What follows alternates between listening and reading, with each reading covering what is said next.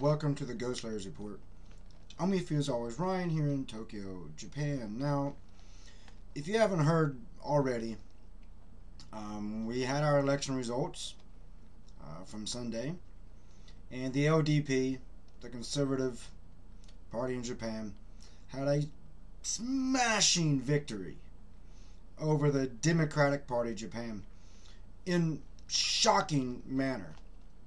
They literally took so many seats in so many different prefectures that wow.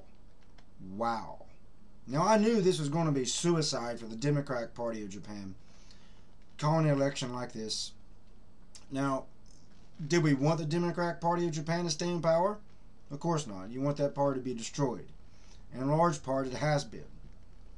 But here's what we got. The Japanese voters have put in the Conservative Party right back into power.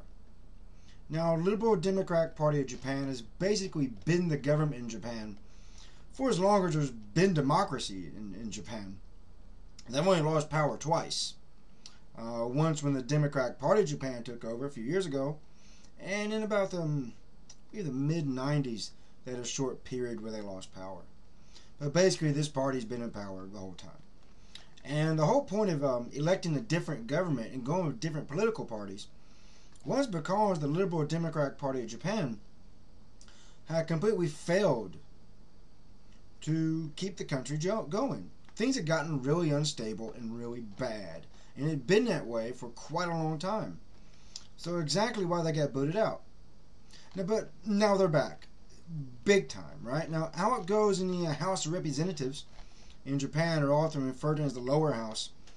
Liberal Democratic Party of Japan now has 294 seats, while the Democratic Party of Japan, plus a small group of independents, have 57 seats. Hashimoto's hard right radical party, the Restoration Party of Japan, they've picked up 54 seats. Komito, which usually caucuses together with the Liberal Democratic Party when they form a major government, has 31 seats. Now, your party, which is more of a leftist party, has 18 seats now.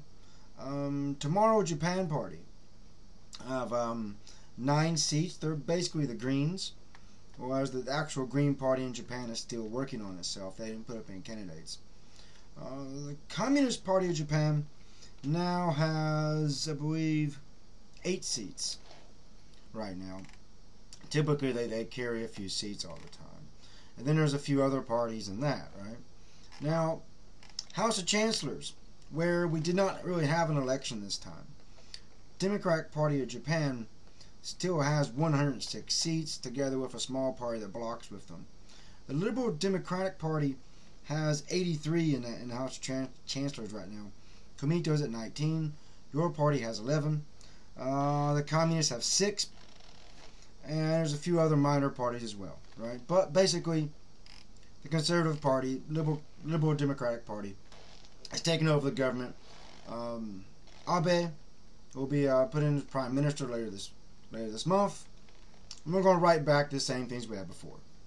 Now, and to emphasize just how much we're going right back to the way things were before, their budget plan is going to be massive, okay? They're going right back to the old adage of cover the country in concrete with massive public works programs, building lots of infrastructure that Japan really doesn't need, and we don't use it.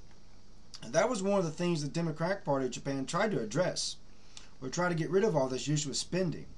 That's not really, has no purpose other than to build something, provide jobs, and no one uses the infrastructure. There's a few airports in Japan that almost no one uses. Lots of things like that. And that type of overspending actually created the economic crisis we have now. And it stagnated forever until they finally got kicked out of power. Put them back in power. That's exactly what their plan is, right? They're going to also reestablish the Economic Revitalization Minister, which is called the Council on Economic and Fiscal Policy.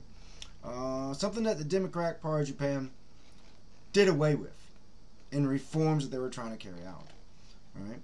Also, on monetary things concerning the Bank of Japan, the Liberal Democratic Party wants to give them more freedom in monetary policy, as well as it predicted they may go ahead and go with the 2% inflation plan to stabilize money in Japan, so big huge corporations can make more cash, while smaller companies and individuals will have to deal with prices going up.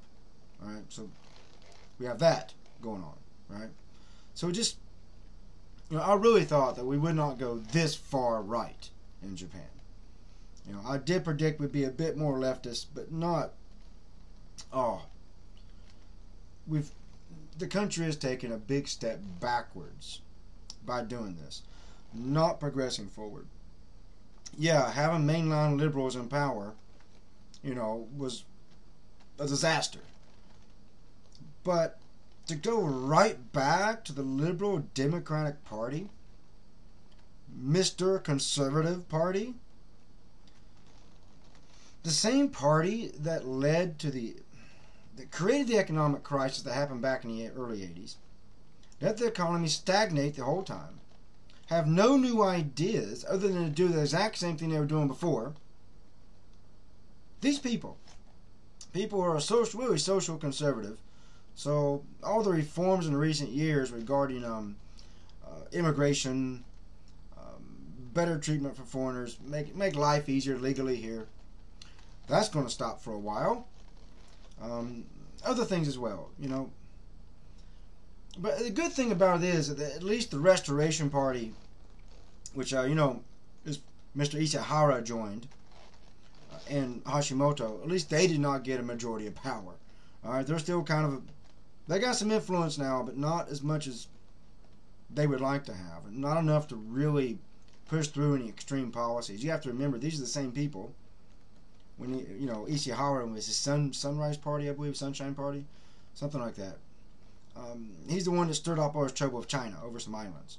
Right? They're those people. All right, and of course the Liberal Democrats going to be looking to make a deal with them eventually, because they do got quite a number of seats.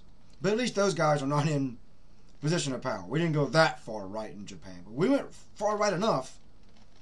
Back to the old ways. The old boys are back in town now here in Japan. And something that has been hush-hush real quick as soon as they won. Oh yeah, nuclear power. Energy policy. They're not one to talk about it yet. At all. After all that stuff that was said in the elections, everybody made their statements about it. Now as soon as they get into power, not on the platform. It's not there. Not being really talked about. The only thing they do talk about is one to emphasize reconstruction on Tohoku region's coast, which it was devastated by earthquakes, tsunamis, and radiation. Something that the Democratic Party of Japan was not able to do. Right, so if they do that, at least there'll be some type of positive here in Japan. But overall, like I said, we're back to the old boys having power. Back to all the things they did before. No changes, no new ideas. So we'll see how that works out for us, Japan. And until next time, guys, me as always, Ryan. Check it out.